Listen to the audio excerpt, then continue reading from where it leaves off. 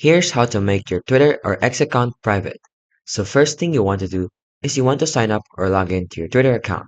Then from the home page, you will see a button called the More button on your home page. Now this is on the PC version, but for the mobile, it will still look the same, but this should be the button right here.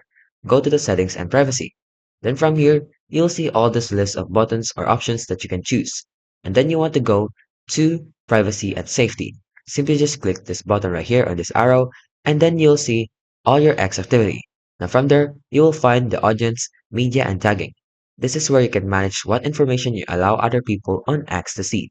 This is where you can make your account private. So just simply click this, and then you'll see all that you can check the box of, including your posts and your videos. So simply, in order to make your account private, simply just check the box for protect your posts and then protect your videos. Just check the box right here. And by doing so, you have now successfully created and made your account private on Twitter.